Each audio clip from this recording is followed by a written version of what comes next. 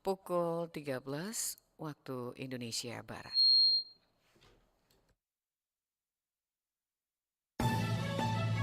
Radio Republik Indonesia Palembang dengan Warta Berita.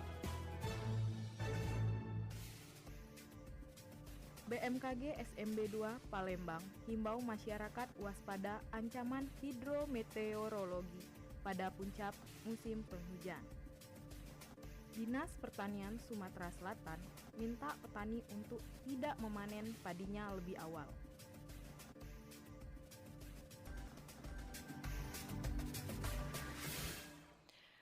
Itulah di antara informasi yang akan kita hadirkan untuk siang hari ini di hari Jumat tanggal 17 Januari 2025 yang akan kita hadirkan yang berhasil diimpor oleh tim redaksi RRI Palembang. Bersama Sanadiar, juga rekan GM, inilah Warta Berita selengkapnya.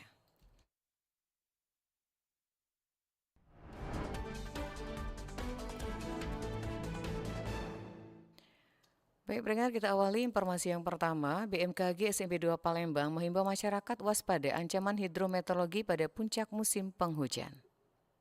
Badan Meteorologi, Klimatologi, dan Geofisika Sultan Mahmud Badarudin BMKG SMB 2 Palembang mengimbau masyarakat Sumatera Selatan untuk waspada terhadap ancaman hidrometeorologi pada puncak musim hujan bulan Januari dan Februari.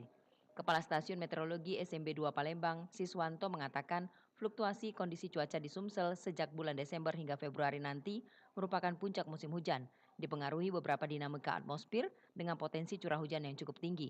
Selain itu dipengaruhi 3 hal seperti La Nina lemah yang berpotensi menambah sekitar 20 hingga 30% curah hujan dari normalnya. Selain La Nina, musim hujan juga dipengaruhi fenomena bibit siklon 97S yang mempengaruhi adanya pola pergerakan angin melewati wilayah Sumatera Selatan.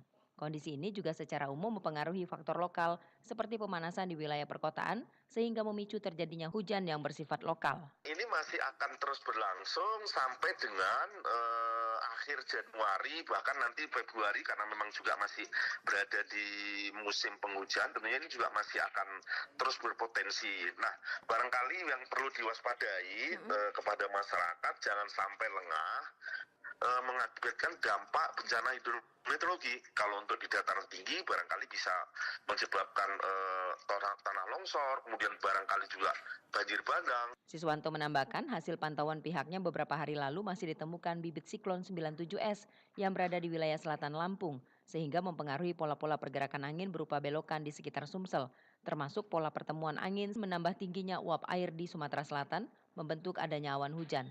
Kondisi ini diprediksi masih akan terus berlangsung hingga akhir Januari bahkan hingga Februari karena masih berada di puncak musim penghujan. Baik, pendengar, kita beralih ke informasi berikutnya. Penyidik Kejari Palembang kembali menggeledah 2 rumah milik Kadisnakers Trans. Berikut laporan Lamsihar. Penyidik Kejaksaan Negeri Palembang kembali menggeledah kantor dan 2 rumah milik Kepala Dinas Tenaga Kerja dan Transmigrasi Sumatera Selatan (DM) yang menjadi tersangka dalam kasus dugaan pemerasan terhadap investor. Dalam penggeledahan tersebut, penyidik menyita sejumlah barang yang diduga terkait dengan kasus tersebut. Kepala Kejaksaan Negeri Palembang Hutamrin mengatakan pihaknya menemukan barang bukti baru berupa 5 lembar uang dolar Amerika pecahan 100, 25 lembar dolar Singapura pecahan 100, 2 unit jam tangan Rolex, 10 buku tabungan cerutu premium, dan 1 unit mobil. 2 rumah mewah milik DM di kawasan Talang Jambe dan Tanjung Barangan juga turut digeledah oleh tim penyidik pidana khusus Kejari Palembang. Tidak hanya itu, ruangan kerja tersangka juga menjadi lokasi penggeledahan. Barang-barang yang disita tersebut merupakan hasil dari tindak pemerasan yang dilakukan tersangka kepada para investor. Jadi semua harta benda milik tersangka kita amankan supaya tidak beralih kepada pihak lain. Kemudian kita juga koordinasi dengan PPATK untuk menelusuri ada beberapa rekening yang kita kita curigai sebagai tempat penampungan uang. Menurut Kepala Kejaksaan Negeri Hutamrin, penyidik juga berencana bekerja sama dengan Pengadilan Negeri Palembang untuk proses penyitaan 2 rumah milik tersangka sebagai bagian dari pengamanan aset. DM ditangkap dalam operasi tangkap tangan oleh Kejaksaan Negeri Palembang atas dugaan pemerasan terhadap investor dan perusahaan dalam pengurusan dokumen sertifikat K3. Kasus tersebut tengah dalam proses pendalaman oleh tim penyidik untuk mengungkap keterlibatan pihak lain dan memastikan aliran dana hasil kejahatan. Lamsi Harsilitonga melaporkan. Baik pendengar, kita beralih ke informasi selanjutnya. Sumatera Selatan mengekspor perdana kopi Robusta asal pagar alam. PJ Gubernur Sumatera Selatan mengatakan pemerintah akan meningkatkan produksi petani kopi dengan peremajaan tanaman dan peningkatan distribusi pupuk NPK. Sumatera Selatan akan melakukan ekspor perdana kopi Robusta dari pagar alam melalui Pelabuhan Bom Baru, Palembang pada Minggu 19 Januari 2025.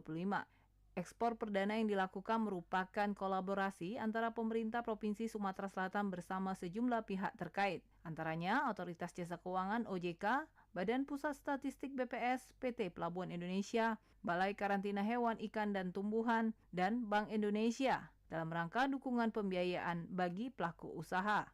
PJ Gubernur Sumatera Selatan Ellen Setiadi mengatakan ekspor perdana yang dilakukan ke negara tujuan yakni Malaysia dengan muatan hampir 40 ton yang dibagi dalam 2 kontainer senilai 1,4 miliar rupiah per kontainer. Berikutnya Australia akan menjadi negara tujuan ekspor selanjutnya. Menurut PJ Gubernur Sumatera Selatan, dengan ekspor perdana ini, pemerintah Provinsi Sumatera Selatan akan membentuk ekosistem mulai dari proses panen dan pembiayaan produksi kopi tersebut. Hal ini dilakukan karena produksi kopi di Sumatera Selatan sedikit menurun, sehingga dibutuhkan peremajaan dan peningkatan pupuk jenis NPK untuk para petani kopi yang merupakan perkebunan rakyat itu. Ekonomi terhadap kopi ini semakin lama semakin meningkat. Tugas kita memang, kita sudah lapor kemarin sama Pak Menko Pangan, adalah produktivitasnya relatif menurun kita, karena mungkin usianya sudah harus di-replanting lagi. Dan mungkin kita akan kejar ke sana, termasuk juga keluhan dari petani kopi itu adalah pupuk, bukan pupuk urea, pupuk NPK ya. Jadi ini mungkin juga sedang kita kejarkan juga. Mudah-mudahan nanti produksinya semakin baik, semakin meningkat. Secara nasional kita tetap di atas sebagai produksi terbesar di nasional. Pak, ini kan untuk mempertahankan Kak pelabuhan. Ellen memastikan perekonomian kopi akan semakin meningkat di Sumatera Selatan karena provinsi ini merupakan daerah penghasil kopi terbesar di Nusantara dengan luas 267.383 hektar yang merupakan area perkebunan rakyat dan produksi sebesar 207.320 ton di tahun 2023. Dengan hasil produksi tersebut, Sumatera Selatan berpotensi untuk lebih menjangkau pangsa pasar kopi di luar negeri. RRI Palembang, Nova Ariana melaporkan, terus mengudara untuk Indonesia.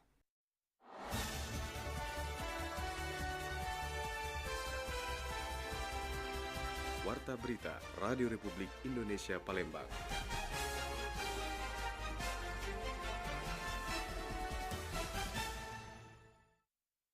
Pendengar, harga daging ayam di Pasar Sekip Ujung ini mengalami peningkatan harga sejak beberapa hari terakhir. Harga daging ayam di pasar tradisional Palembang mulai mengalami kenaikan harga. Salah satunya di pasar tradisional Sekip Ujung Palembang. Kenaikan ini sudah terjadi sejak beberapa hari terakhir. Sebelumnya harga daging ayam dijual Rp30.000 per kilo. Namun saat ini harga daging ayam dijual Rp34.000 hingga Rp35.000 per kilo. Sukantin, seorang pedagang ayam di pasar Sekip Ujung Palembang, mengungkapkan bahwa harga daging ayam naik akibat kenaikan harga dari agen ayam. Dan penyebab kenaikan harga daging ayam belum diketahui pasti. 34 lah. Sebelumnya berapa, Bu? Sebelumnya kemarin 32. Mulai kemarin naik. Naik kemarin lah yang jual 34. Karena hari ini cuacanya cak ini. Sementara itu dari pantauan RRI, beberapa komoditi lainnya juga mengalami kenaikan harga. Seperti cabai merah keriting sebelumnya dijual dengan harga Rp50.000 per kilo, namun saat ini dijual Rp70.000 per kilo. Cabai burung yang sebelumnya dijual Rp70.000 per kilo, namun saat ini dijual Rp100.000 per kilo. Bawang merah yang sebelumnya dijual Rp25.000 per kilo, saat ini dijual Rp35.000 per kilo. Untuk bawang putih masih stabil di harga Rp40.000 per kilo. Puji, salah seorang pembeli di Pasar Sekip Ujung Palembang, menyampaikan kekhawatirannya mengenai kenaikan harga bahan pokok. Menurutnya, ia terpaksa mengurangi jumlah belanja untuk tetap menyesuaikan dengan anggaran yang dimiliki. Puji berharap pemerintah dan pihak terkait dapat mengontrol harga agar dapat kembali normal dan tidak memberatkan masyarakat. Ya namanya barang mahal kita semampunya belinya. Beli tidak mampu beli sekilo, beli seberapa, tidak mampu beli berapa, beli semata jadilah, yang penting makan sambal. Tidak baca nak makan cabai orang Palembang nih. Nak makan cabai itulah dikit jadilah. Harapan dengan pemerintah nih minta ejo ke masyarakat kecil ini kan penghasilannya ya kadang-kadang tidak cukup untuk makan sehari-hari. Ditambahkan Puji, perlunya langkah-langkah yang lebih konkret untuk mengatasi masalah ini, termasuk pemantauan yang lebih ketat terhadap pasar dan menyediakan solusi untuk mencegah lonjakan harga lebih lanjut. Dari Palembang, Sumatera Selatan, Muhammad Irfan, Pro 1 RRI terus mengudara untuk Indonesia. Pendengar, Dinas Pertanian, Tanaman Pangan, dan Hortikultura Provinsi Sumatera Selatan mengingatkan petani di Sumatera Selatan agar tidak terlalu dini memanen padi supaya nilai jual lebih tinggi. Kepala Dinas Pertanian Sumatera Selatan Bambang Pramono mengatakan petani tidak usah cepat-cepat memanen padinya agar dapat harga jual lebih tinggi untuk menghindari adanya bulir hampa dan hijau karena bisa kena rafaksi harga. Bambang juga menjelaskan pihaknya optimis produksi beras akan naik pada tahun 2025, mengingat banyaknya bantuan pemerintah pusat yang menunjang produksi padi di Sumatera Selatan. Dari data tahun 2021, Sumatera Selatan mampu memproduksi 2,55 juta ton, naik 2,77 ton lebih. Di tahun 2023 juga naik 2,83 juta ton, dan 2024 naik sedikit menjadi 2,84 juta ton. Dan tren kenaikan ini di tengah penurunan produksi di provinsi lain. Pendengar, warta berita ini disiarkan oleh Pro 1 RRI Palembang dan Anda juga dapat mengakses audio streaming kami di www.rri.co.id dan aplikasi RRI Digital di smartphone Anda. Daerah Banyuasin menerima hibah mobil damkar dari negara Jepang yang disalurkan melalui Kemendagri Republik Indonesia.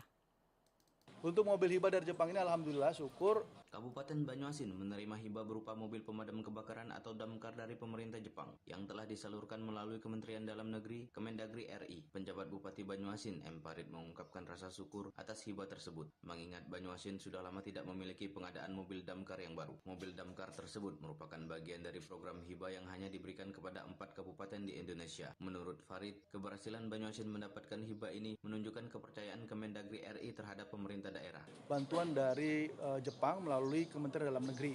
Nah, oleh karena itu ini kesempatan yang baik karena nggak seluruh kabupaten kota yang ada di Indonesia mendapatkan peluang mendapatkan mobil damkar hibah dari Jepang melalui Kementerian Dalam Negeri. Nah, kita mendapatkan kesempatan itu berarti kita mendapatkan suatu bonus dalam artian perhatian dari Kementerian Dalam Negeri. Mudah-mudahan ini bisa diikuti nanti ke depannya bantuan-bantuan lain dalam rangka peningkatan pelayanan kita terhadap pelayanan kebakaran, karhutbunla, dan lain sebagainya. Meskipun bersifat hibah, mobil damkar ini tetap memerlukan biaya untuk pengiriman dan rekondisi. Kepala Dinas Kearsipan dan Perpustakaan Banyuasin Antoni Liandu mengungkapkan bahwa total biaya yang dikeluarkan mencapai 375 juta, terdiri dari ongkos pengiriman sebesar 90 juta rupiah dan biaya rekondusi 285 juta rupiah. PJ Bupati Farid juga berharap program serupa dapat diikuti oleh bantuan lain di masa depan untuk mendukung peningkatan fasilitas pelayanan publik di Banyuasin. Hibah ini dinilai sebagai langkah strategis dalam mendukung kesiapsiagaan daerah terhadap ancaman kebakaran dan bencana lainnya. Dengan hadirnya mobil damkar baru ini, PJ Bupati menginstruksikan kepada instansi terkait untuk memastikan perawatan yang optimal sehingga kendaraan dapat digunakan secara maksimal dalam pelayanan masyarakat. Dari Kabupaten Banyuasin, Muhammad Maulana, RRI Pro 1 terus mengudara untuk Indonesia.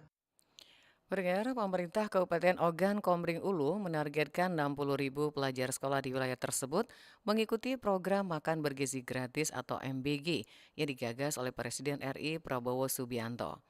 Pejabat Bupati Oku M. Iqbal Ali Syahbana mengatakan program MBG saat ini baru dilaksanakan di 12 SD dan SMP atau di wilayah setempat secara mandiri.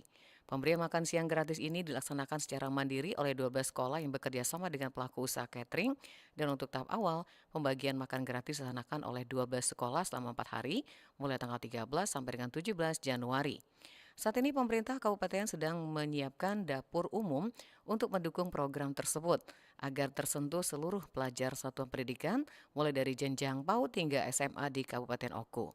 Saat ini Badan Gizi Nasional Kabupaten Oku sedang menganalisa untuk menyediakan makanan bergizi untuk diberikan kepada 60.000 siswa di wilayah setempat secara gratis. Baik, berikut kita sampaikan berita olahraga untuk Anda.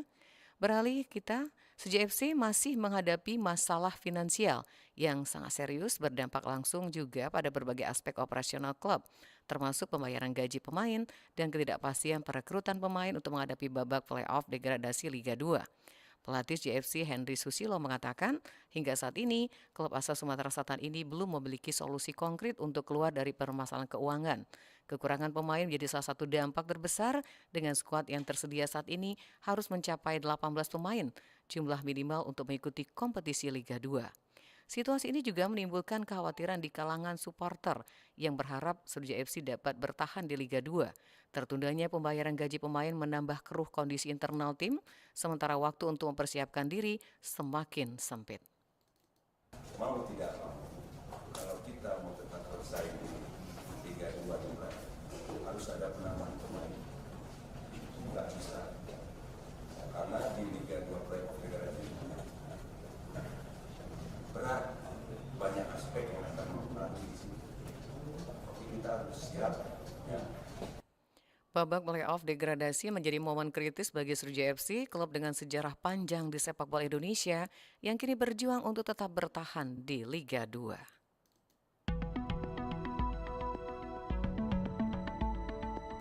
Pendengar, informasi tadi mengakhiri Warta Berita untuk siang hari ini. Informasi lain dapat Anda akses melalui website kami, rri.co.id. Kami juga membuka ruang aspirasi bagi Anda untuk menyampaikan sejumlah persoalan dan peristiwa yang berada di sekitar Anda melalui line WhatsApp 0821 7927 9090. Mewakili pekerja yang bertugas, saya Nadia bersama rekan Gium mengucapkan terima kasih atas perhatian Anda. Selamat siang dan sampai jumpa.